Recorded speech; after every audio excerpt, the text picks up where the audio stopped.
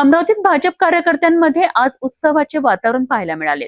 Dhamangaon railway मतदारसंघाचे आमदार प्रतापदादा अडसड यांची भाजप अमरावती जिल्हा ग्रामीण अध्यक्षपदी नियुक्ती झाल्यानंतर राजापेठ येथील पक्ष कार्यालयात जल्लोष साजरा करण्यात आला।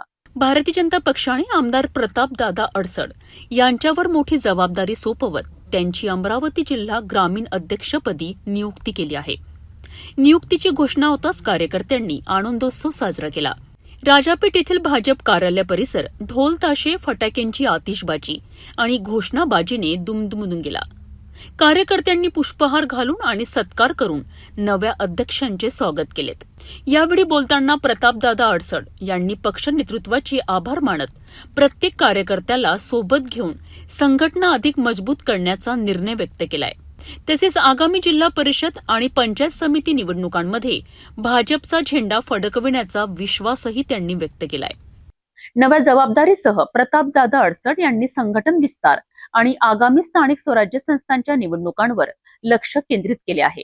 त्यामुळे अमरावतीच्या ग्रामीण राजकारणात भाजपची ताकद आणखी वाढणार का याकडे सर्वांचे लक्ष लागले आहे।